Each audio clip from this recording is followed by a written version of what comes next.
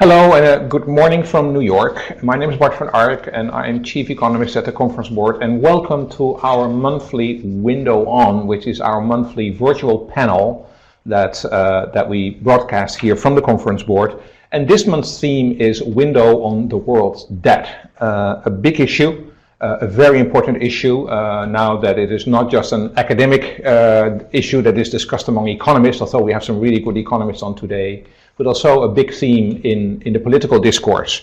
Of course, in the last decade or so, debt has dramatically increased around the world. Some numbers that have been released by the IMF recently show that collectively governments and business and consumers owe about 185 trillion US dollars in terms of debt to each other. That's more than 2 times world GDP. And that compares to something like only 1 to 1 about 40 years ago. So it's been an enormous increase, and particularly in the last decade, the increase has been even more. When I became chief economist at the Conference Board about 12 years ago, I asked this question to experts about what about the debt. People would typically say, well, it will be a problem, but it will be about a decade before it becomes a problem. And today, when you ask experts, most experts would say, yes, it will be a problem, but again, it will probably be in about a decade. Now, no one would, of course, ignore the fact that debt and too much debt can be a problem, but there has been a little bit of a thinking or a rethinking about the level of tolerance that people have with regard to debt. A decade ago, 2 economists, Ken Rogoff and Carmen Reinert, published a book called This Time is Different, and that was really meant to be a little bit of an anti-phrase, looking at the historic consequences of debt. And the fact that this idea that something different maybe happened compared to the past doesn't seem to feel quite right.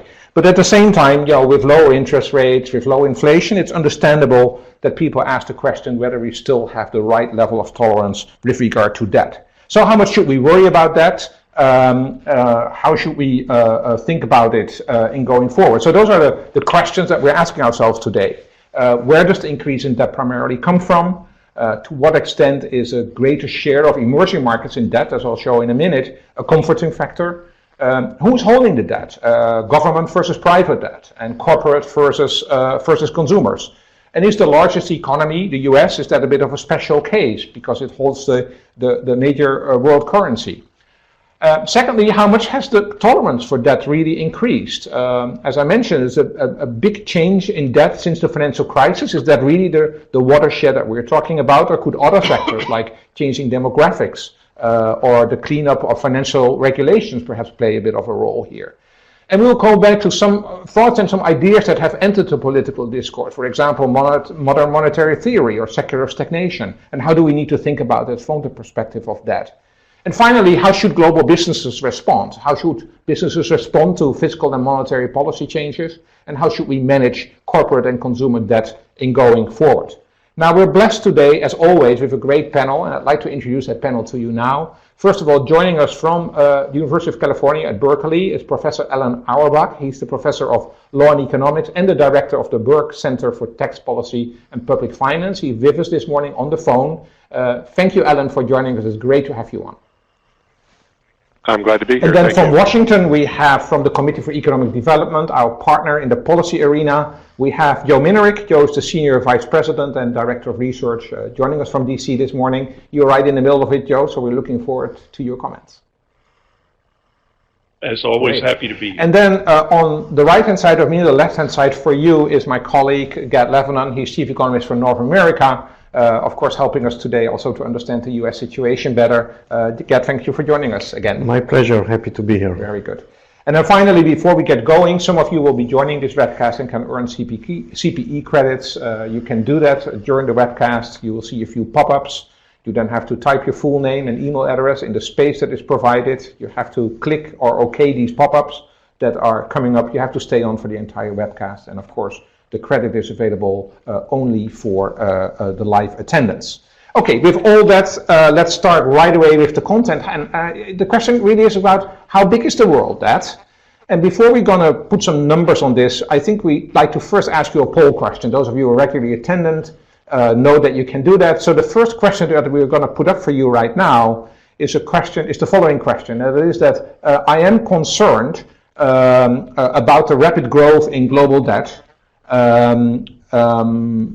The question there is actually a little different. That's a different question. That's a question whether...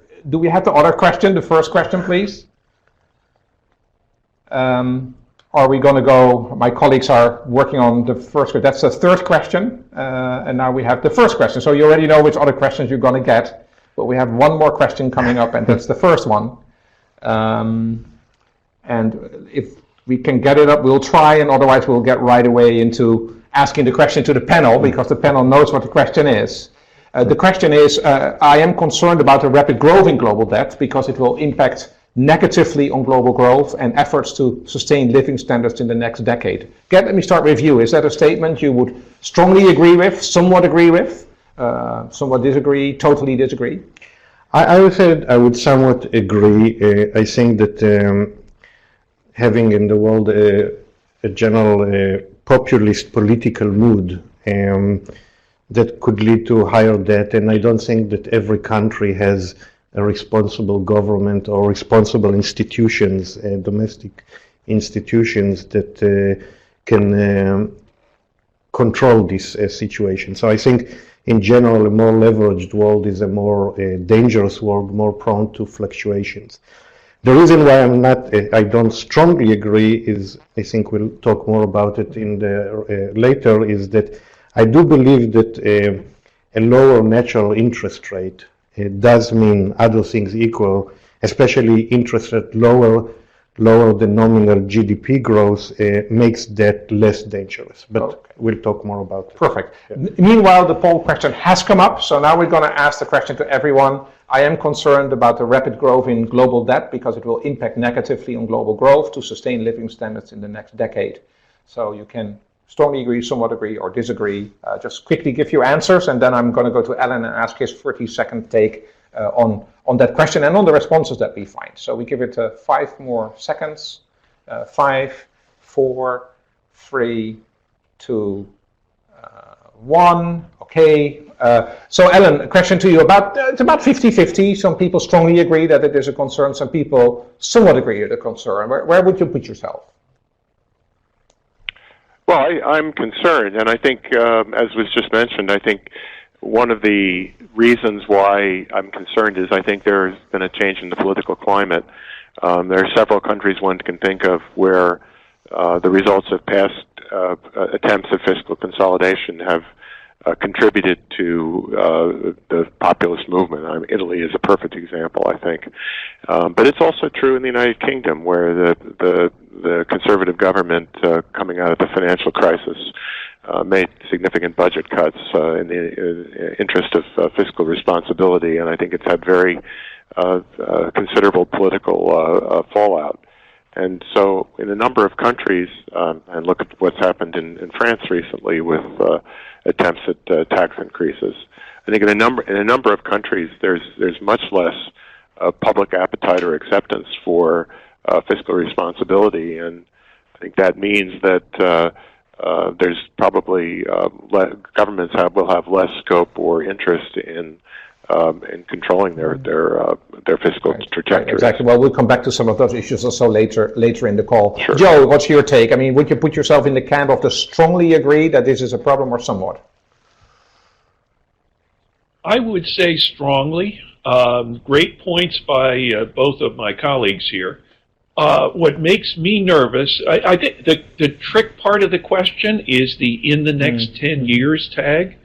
Bart, I think you've made a good point about how, in effect, people see this as a rolling problem. I would raise 2 issues that make me more concerned, even if the problem is a rolling issue. Number one, while we sit here and say that it's not an issue right now, the debt is piling up. And when we get to the point where it reaches the critical level, it's already too late. Once the crisis occurs, the damage is done. So I'm more concerned perhaps. Right, that's a really good point. That it's coming down the road, but if you wait for too long, then and I'll ask you a little bit later. When is that point coming? When is the moment of reckoning coming? It's a question that I'd like to pose to you later, Joe. So let's first, just put some numbers behind it, so you have a feel on how big this problem is. The slide that we're showing here is actually coming from the International Monetary Fund. I have a great database called the Global Debt Database. Here you just see all the debt being put together. So this is corporate, household, and government debt being together as a percentage of global GDP. And the blue part is the advanced economies. The red part is the rest of the world, mostly the emerging markets. You can see that actually advanced economies, we'll come to the decomposition in a minute, have seen this increase in debt happening in the 80s. Since then, actually, it has leveled off. But in the case of the emerging markets, it has significantly increased. So their share in debt has risen a lot. And I'd like to discuss in a minute, whether we should feel a little bit more comfortable that the debt increase is mostly in the emerging markets, which obviously are the more rapid growing economies. But if we break it down a little more, this is a somewhat more complex chart, but the countries at the top are the typical advanced economies, and the larger, I identified a few here, the larger economies are the larger size of the bubbles here. Of course, the US right in the middle, Japan much more on the right, very high debt. But what is very interesting here is that the IMF also made a distinction between government debt and private debt. And in the case of Japan, of course, a very large part of the debt is being held privately, particularly by households and also by corporates. Whereas in the US, it's sort of in the middle range. There are a few other countries identified there, Germany, the UK, where again governments are holding larger shares of debt, and Korea, of course, being an exception with a very large government debt. When you go down, you see some of the emerging markets right in the middle, of course, China being the big outlier. Again, there, a significant size of government debt here, which we'll come back to a little later. So Alan, I'd like to turn to you here to put some color, well, there's color on those slides, but some comment around those slides. What are the important game changers that you see when you look at those charts? Do you agree that as the emphasis of debt has shifted more towards emerging markets, is that something that we can feel a little bit more comfortable about? What's your interpretation? Well, I think one thing to keep in mind is that during the global financial crisis, the emerging market countries were less seriously affected than the developed world. And there was a big run-up in debt, especially government debt, during the financial crisis in the developed world, and the emerging markets were somewhat isolated from that. So the more recent increase in debt in the developing countries, I think, is in some sense a catch-up process, that they have more fiscal capacity than many of the developed countries had. If you look at changes in the debt to GDP ratios, just at the government levels of the leading economies, that they exploded during the financial crisis, and the deleveraging that's been happening at the private level among households and businesses has also occurred since the financial crisis. And so I think that it helps explain why there's been a bigger growth in debt in the developing world. I think in terms of how sanguine one can be about that, there's heterogeneity there. I know we're going to say something about China, but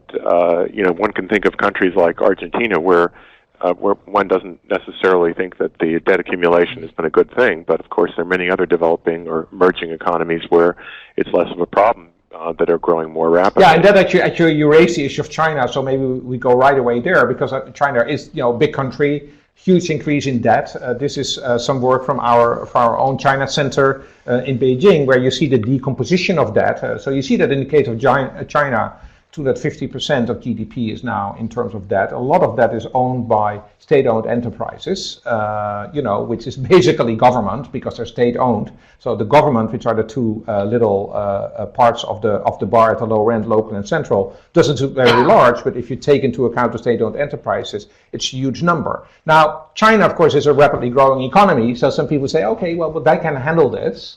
But the composition really becomes important here too, right? Because if the money is sitting with those state-owned enterprises, which are these giants that are not particularly productive and that are actually holding back the long-term dynamics of the economy, it makes a difference. It makes a difference where the debt is sitting in the economy, right? Well, I think that's true to a certain extent. Although, as you pointed out, the line between the state-owned enterprises and the government, the central government, is not very sharp. And the same is true of the gap between, or the line between local governments, provincial governments, and the central government.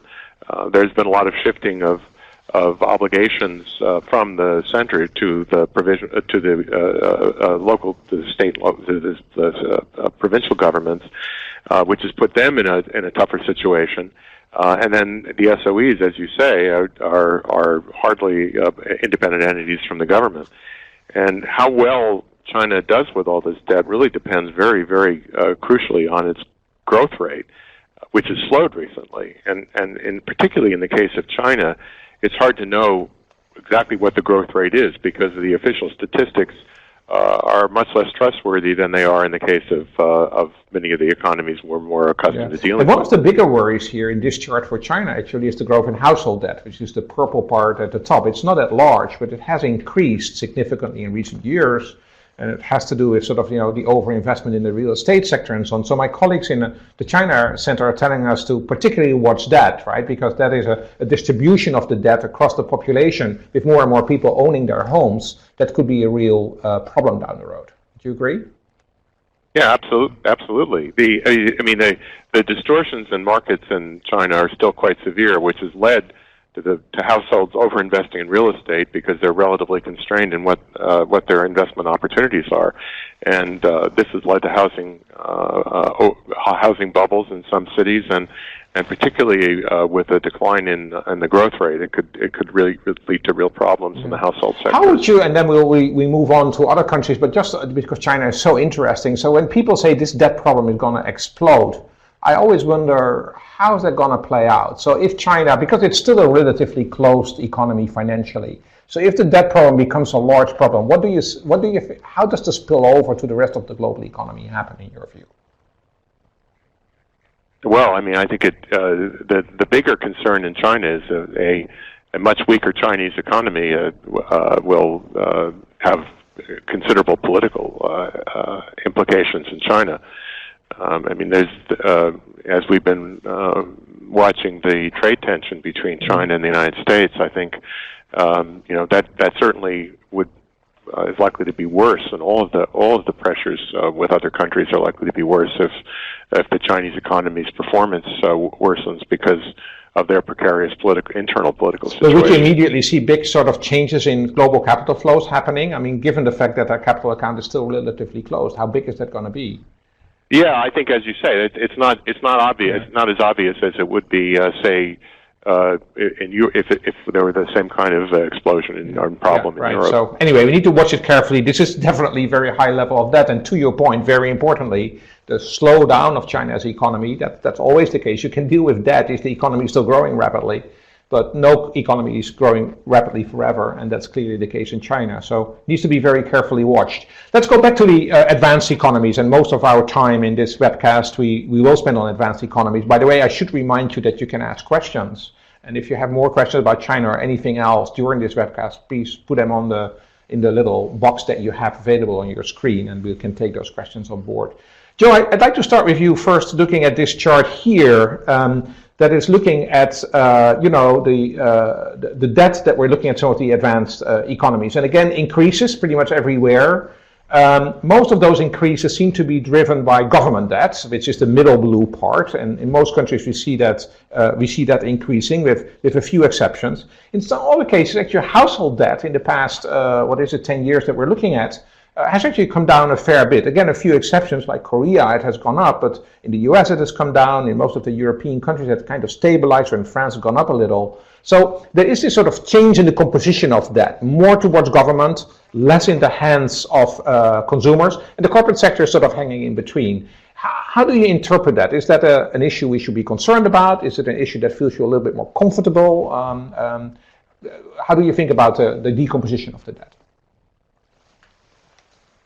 There are all kinds of risks. Clearly, those who are lending money to households and to businesses are doing so on the expectation that there are some risks in there. There will be some bad news, and portfolios are allocated to take account of that.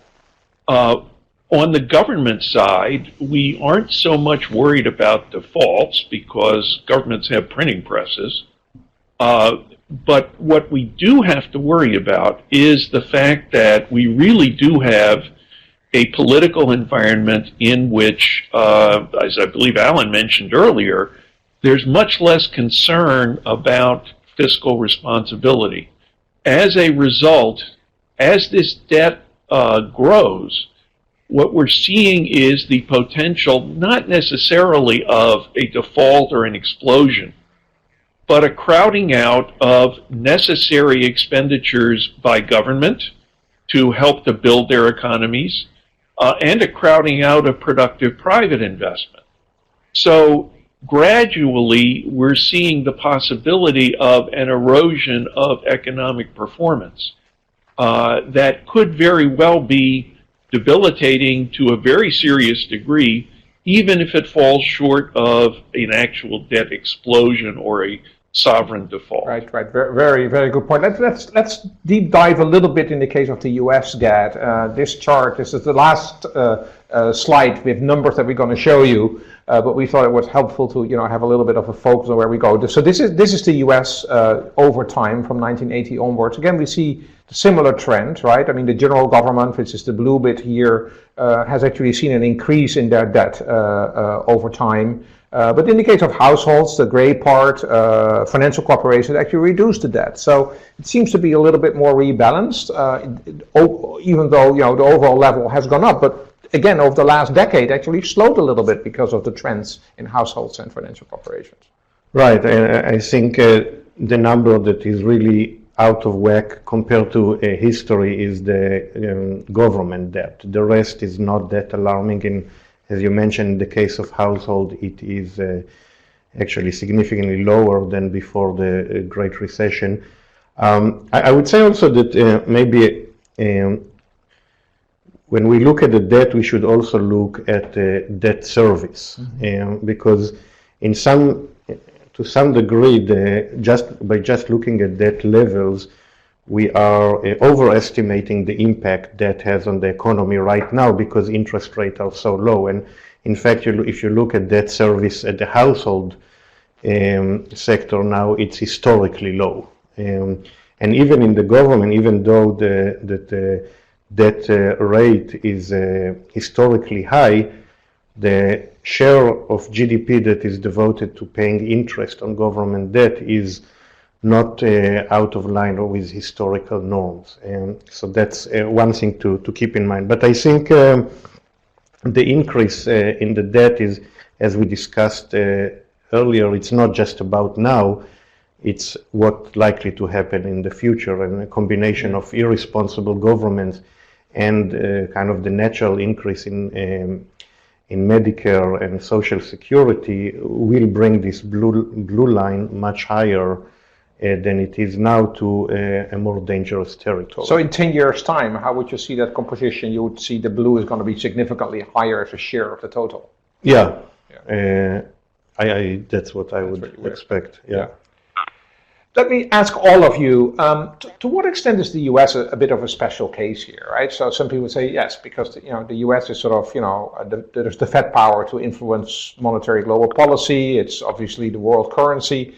Is that making things for the U.S. a little easier? Let me start with you, Gad, and I'd like to ask that to Ellen and Joe also. I think one thing that makes it perhaps easier for the U.S. is that in times of instability, the U.S. treasuries and other assets are considered a safe haven. So I think the U.S. enjoys a reputation or a lower risk than almost any other country. So I think that is, to some degree, makes the U.S. case a little special. Ellen, what do you think? What is special about the U.S. here? No, I agree completely with that. It's something of an irony that the global financial crisis started in the United States, and then we benefited from at least from the capital inflows and the very low borrowing rate that the government had, because even though we started the financial crisis, we were the safest place once it took off. I think the way to think about that is that the U.S. government has a lower borrowing cost than other governments do because it's the reserve currency and issuer of the reserve currency and considered to be a safe haven. That just means there's a little bit less fiscal pressure on the United States than there would be in other leading economies. I think sometimes it also has an adverse effect in the sense of making it seem like our fiscal challenges are not very serious. They're slightly less serious as a result of the situation, but they're certainly still Joe? quite big. All of Gad's and Allen's points are true and will remain true until they don't. I'm sure you've all heard the statement that the United States in the financial world is the best-looking horse in the glue factory. The issue that about which I think we have to be afraid is that we just don't know what would happen if the issuer of the world's reserve currency for some reason or other came to be held in less repute. The fact that our securities are reserves suggests that we've got a longer way to fall if we ever do lose that status. Yes, yes.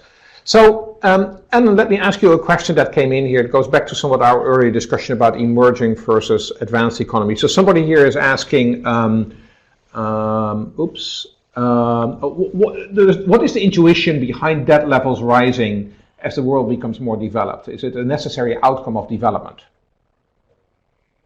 No, I think there's certainly factors that cause debt to rise, private debt to rise in certain countries. If you're a very underdeveloped country, you have no capital markets, and so there's no official market, a credit market debt. And so countries, as they develop and their financial infrastructure develops, certainly have more debt, and that's a good thing because it means that there's a better allocation of resources, and so that's fine. I think it really depends on the reasons for which debt is increasing.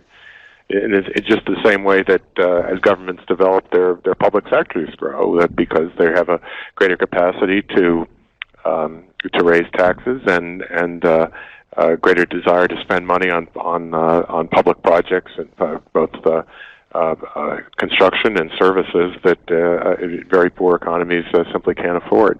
But to the extent that the debt is growing for reasons unrelated to these, then it could very well be a cause for greater concern. Absolutely. Well, thank you for that question, and we do encourage the audience to put in more questions. We can weave them in during the webcast. And I want to go to the second part of our webcast, and that's a bit of the exciting part. And that's the question, has our tolerance for debt increased recently or changed? And that returns to the theme that I raised at the beginning, whether this time is different. There's been sort of discussions out there that something really did change in the past decade compared to previous episodes where we saw increases in debt. That yes, we have an increase in debt, but with low interest rates and with low inflation, both of them seems to be there for in the long term. It logically makes people think that accumulating large debts may perhaps less of a negative impact on the economy's long-term well-being. And especially now, given the lack of public and private investment in some critical areas, such as environment and infrastructure, it's legitimate for people to ask the question, could we think differently about debt and making sure that we're using any rising debt for the things that we want to do and that the economy desperately needs. Now, before I'm going to ask the panel on this, we're going to put up a second poll question. And that's really see what you are thinking about this idea. So given lower interest rates and lower inflation for the long term, I'm sympathetic to the idea that past concerns about higher debt should be reconsidered. So that question should be up right now. And the question is, do you strongly agree with that statement? Somewhat agree, disagree? So do you think that given the low interest rates and lower inflation in the long term, we should be sympathetic to that idea that the situation has changed? And after you've given your responses, I will again ask each of our panelists very briefly in 30 seconds to give their view on the outcome, and then we'll continue a somewhat more detailed discussion there. We're going to close the poll now in about 5 seconds. 5, 4, 3, 2, 1. Yeah, so this is quite interesting because where in the first poll, basically almost everybody said, yes, it's a problem that we see rising debt. When we ask the question here and say, well, but given the low interest rates and lower inflation, we should think differently about it. 1/3 of you are saying, yeah, we should, and even almost 20% of you are saying, yes, we absolutely should think differently about it. So there's definitely a little bit of a change of view here when we look at the current situation. So let me ask you just very briefly, and Gad, let me start with you again. Is this time different compared to previous times? Well, first I want to admit that the other panelists in this webcast know much more about this topic and spend a lot of their careers dealing exactly with this. So I'm going to refer to some other great economists so people like Summers and Krugman and Blanchard, some of the greatest macroeconomists in the world. I think they would say that they are the tolerance should be reconsidered, and especially I think because interest rates seem to be lower. So I would Good. somewhat agree also. Ellen, should the tolerance be reconsidered? Just in 30 seconds, we'll take a more deep dive in a minute. Yes, but I think it's an issue of magnitude. It's certainly true that it's easier to borrow and sustain higher debt levels while interest rates are low, and particularly while economies are not particularly strong. I think it's just a question of how one interprets that license to borrow. And the concern I have is that while a regulated response to lower interest rates might be appropriate, the political systems often don't deal with that kind of subtlety very well. Joe, is this time different? Gad, I'm not a greater economist than you, but I am older. There you go. And I've dug up some old data. Interestingly enough, between 1951 and 1967, a 16-year period, the United States had consumer price inflation a fraction of 0.1% slower than we have had in since the financial crisis. And interestingly enough, if you go back to 1967, we had some bad luck, we had some bad economic policy, and we had a tremendous spike in inflation, and interest rates, of course, followed. So, yes, we have low inflation right now. Yes, we have low interest rates, but that is not necessarily going to continue forever. And again, we'll be piling up a lot of debt while we sit on our So your laurels. historical experience, but also your future forward-looking perspective adds a lot of insights to this statement. So thank you for that. Those who don't know history are bound to repeat mistakes from history. Right. Well, actually, that's where we're going to go a little bit when we talk about things like modern monetary theory. Let's take a little bit more of a deep dive in some of the thinking behind this, because this has really entered recently the political discourse and also a lot of media coverage. In its most extreme version, there is this revival of what actually is a somewhat old idea, but still called the modern monetary theory, with the core argument being that governments can pay for additional fiscal spending by having their central bank add to the money supply. So essentially, it's printing money.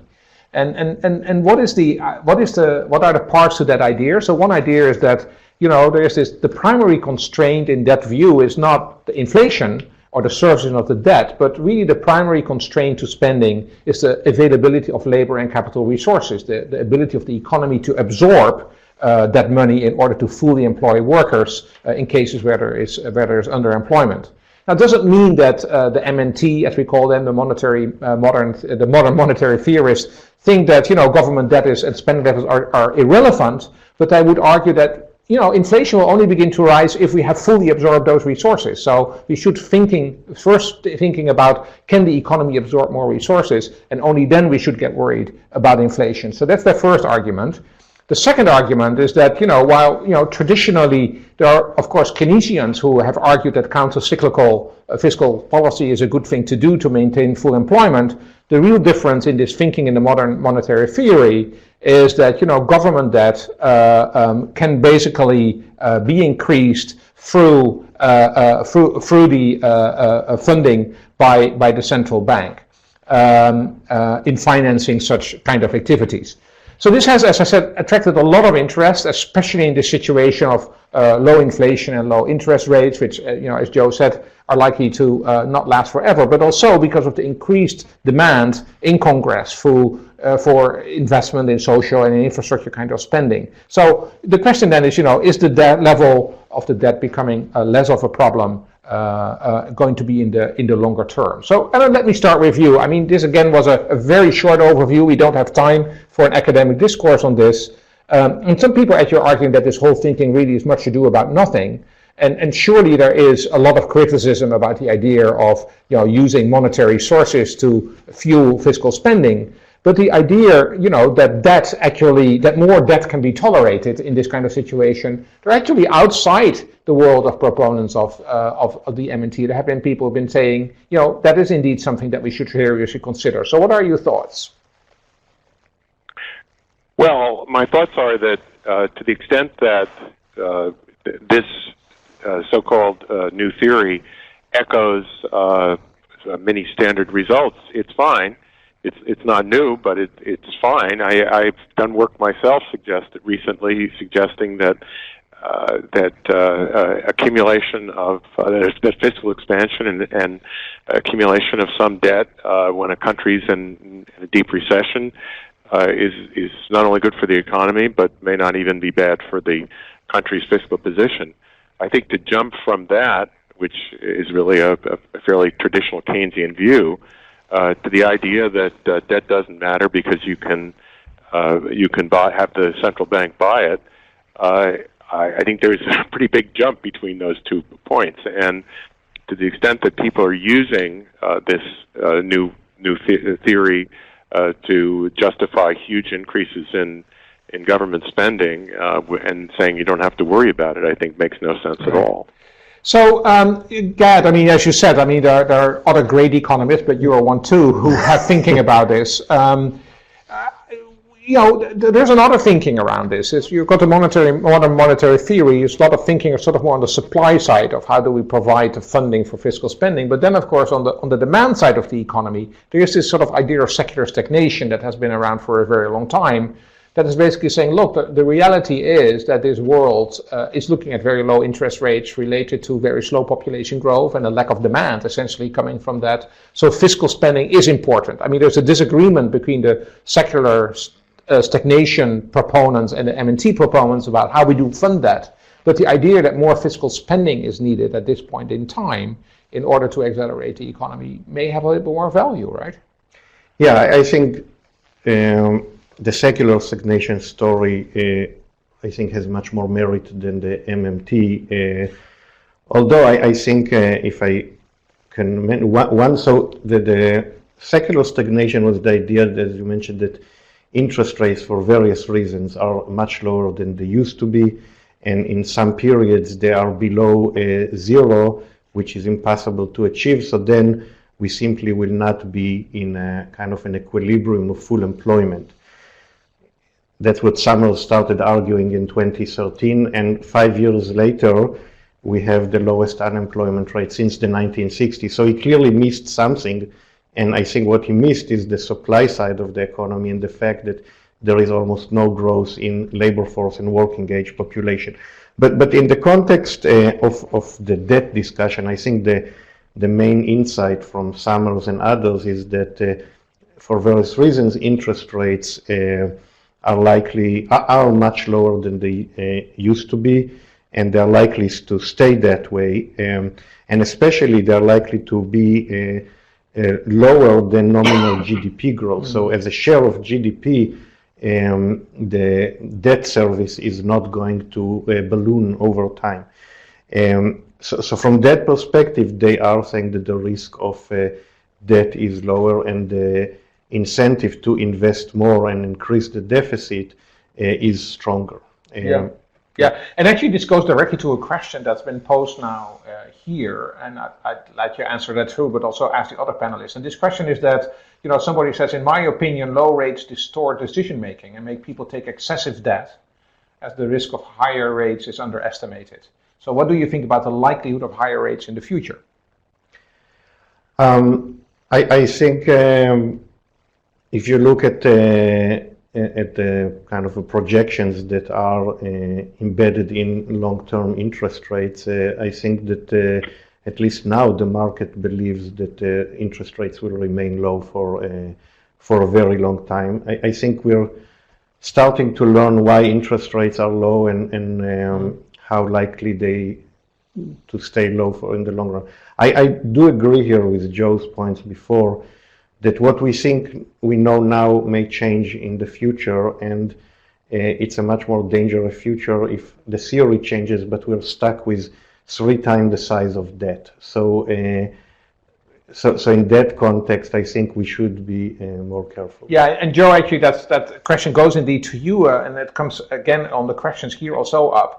This is all good and well, but when does the rise in debt start to bite, right? So it goes back to the earlier comment and the point that you made. The moment always seems to be sometime in the distant future, but some things that we know, as got referred to, aging, also entitlements and things like that, we know that the pressure will increase. So when does the rise in the debt really start to become a problem? Our demographic problems are underway. We're on that upward slope, and there's no question about that.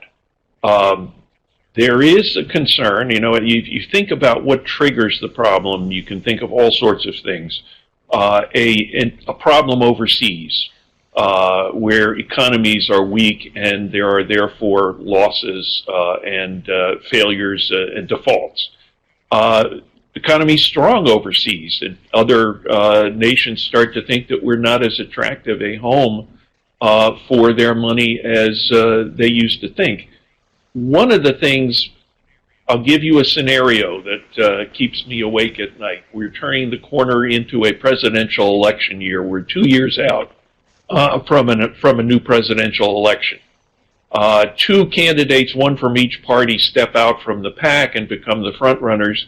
Each of them promises more spending and lower taxes, and therefore it's clear that they are not going to solve the problem. The financial markets look at that. For the next 2 years, government is not going to behave well because they're going to be preoccupied with the election. For the next 4 years, the 2 possible presidents, each has said that he will make the problem worse, not better. In other words, this problem will not be endorsed for 6 years. Problem will not be addressed for 6 years. I can imagine the financial markets at some point looking at that prospect and coming to the conclusion that we're facing what potentially is a very serious problem, and we need to be more cautious about handling U.S. debt. So the audience is very active. So while you were talking, somebody actually asked a follow-up question here. I ask you, Joe, but also I'd like to have Alan's opinion on this. Instead of asking what a critical level is, a better question might be, what is the transmission mechanism that causes the U.S. sovereign debt to be a problem? As Japan has shown for the past 30 years, the bond vigilance are a myth. What would you say to that, Joe?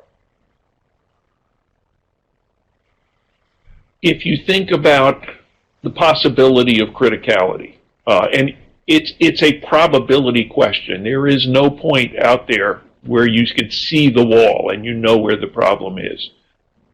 What makes this problem a matter of concern, beyond the fact that we are crowding out productive private investment and we're crowding out productive public investment as we go. But what makes this an issue is that the financial markets will likely behave in the same way as people in a crowded theater who begin to smell smoke.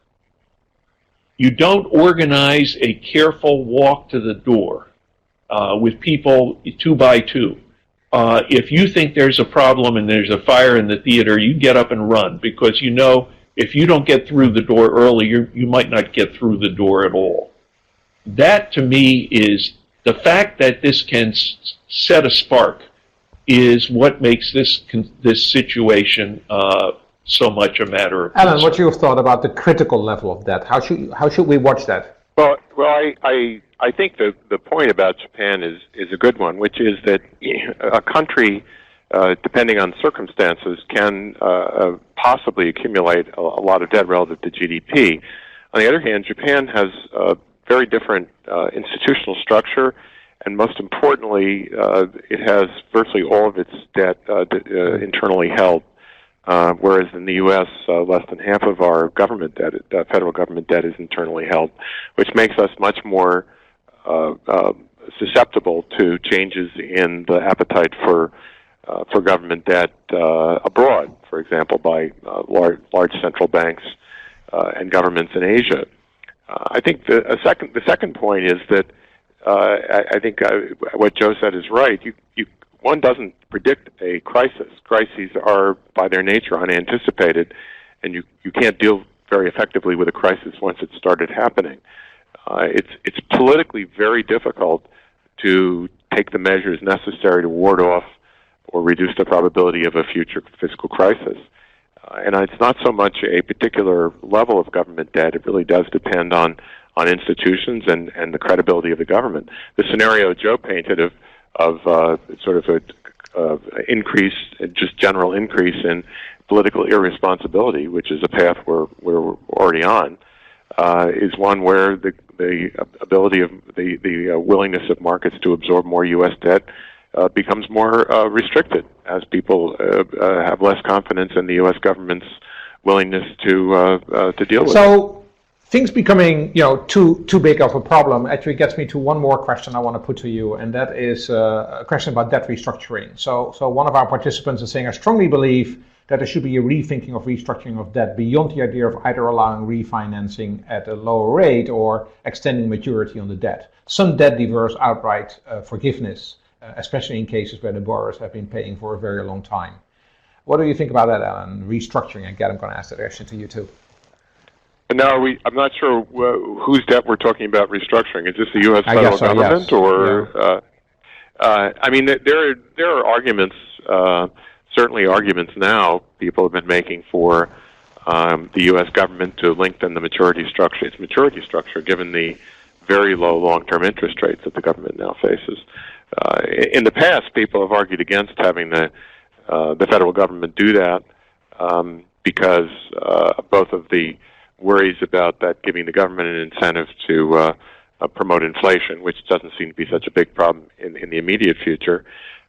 It also, on the other hand, goes in the opposite direction of the quantitative easing approach that we were taking just a few years ago, because it would basically be supplying debt at the long end of the maturity structure rather than reducing the amount of that debt outstanding. So I'm not sure. I think one would have to think more about what the objective is. Is it time for debt restructuring? Well, the forgiveness issue is both an economic question, but also it's a moral question. And luckily, I'm just an economist. The morality, maybe they should ask a priest or a philosopher. But when you forgive debt, you kind of, in some way, encourage irresponsible behavior. So it's really, I think, it's an ideological question almost. I can see the economic benefits of that. But it's a larger question than that. Joe, final question, then we need to move on to the last section.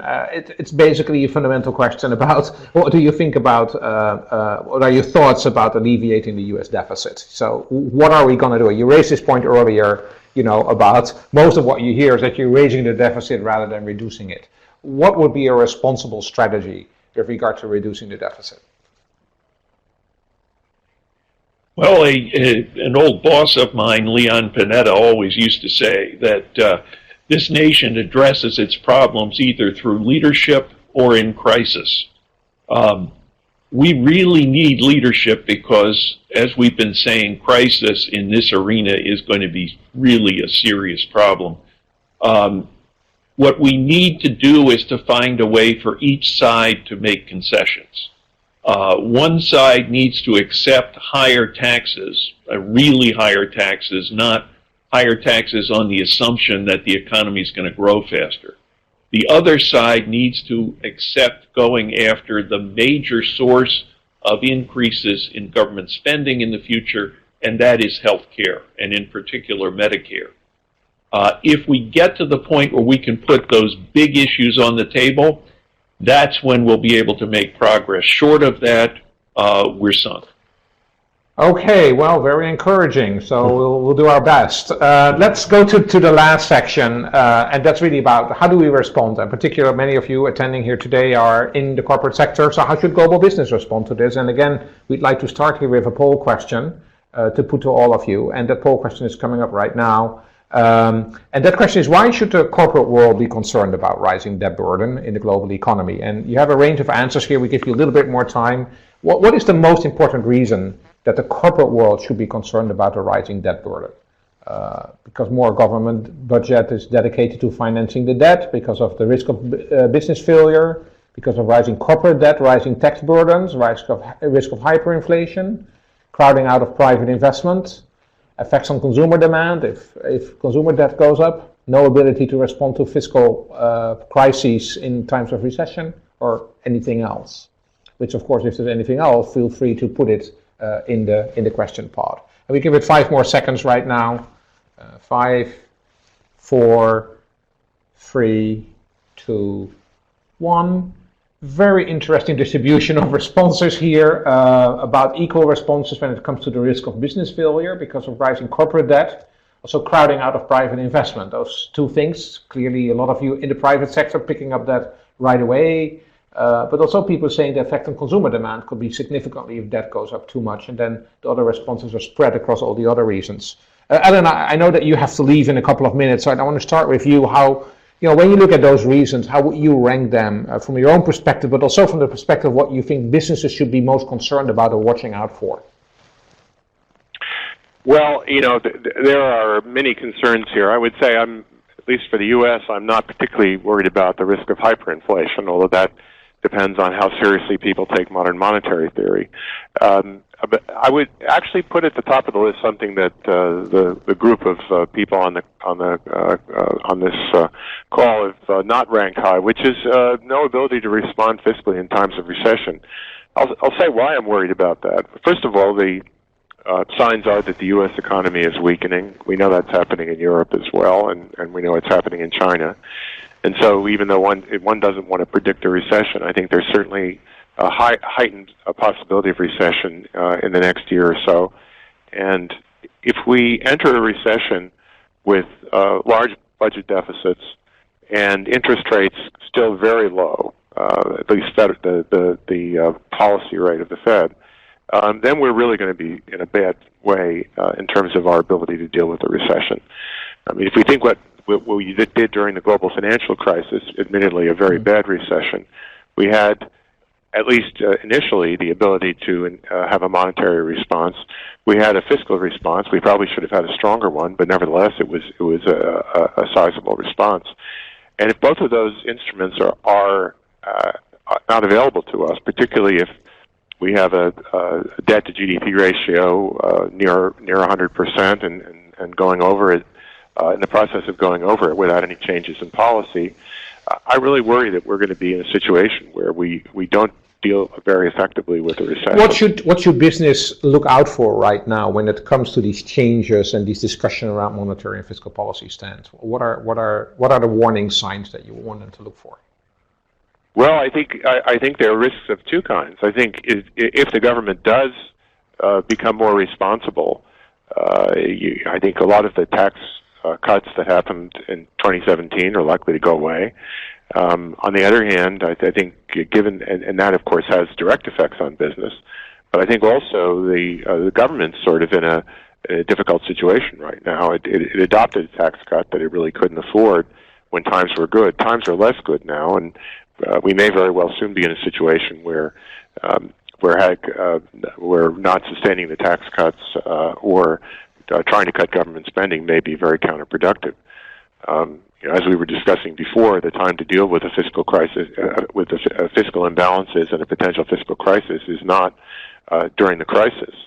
But we don't really have a lot more time to deal with that. So, Joe, let me go to you.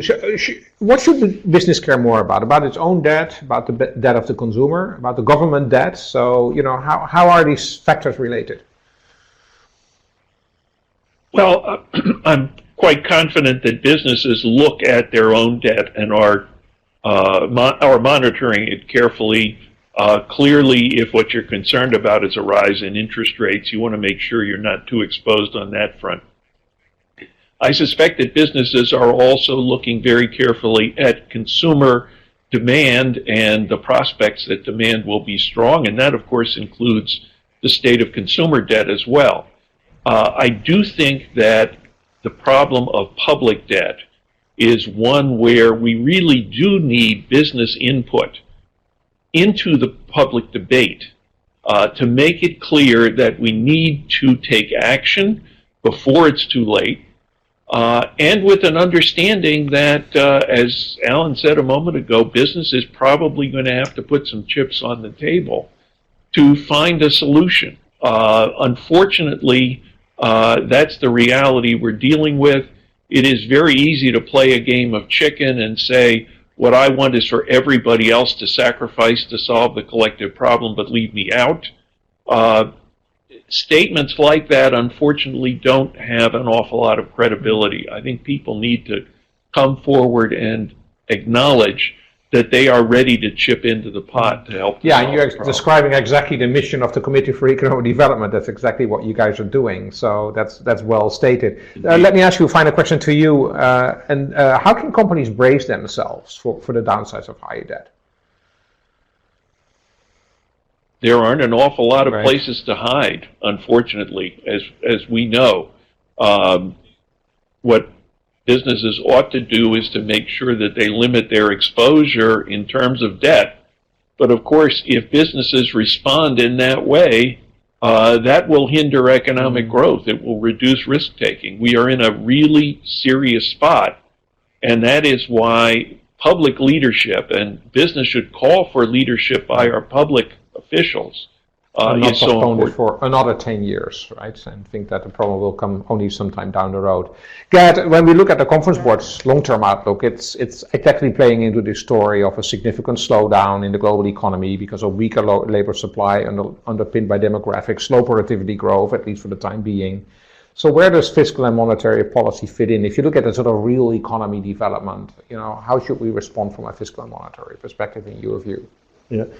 Well, I think one point that I think we didn't bring up in this webcast, but was strongly debated, is the type of fiscal policy. So there is fiscal policy that is things like investment in infrastructure that would make future economic growth faster, and in the opinions of many, such a kind of fiscal policy will actually pay for itself. You invest now, but you have higher economic growth and higher taxes in the future, so you wouldn't even suffer from debt, a bigger debt problem there. So I think that's one issue that not all fiscal policy are the same.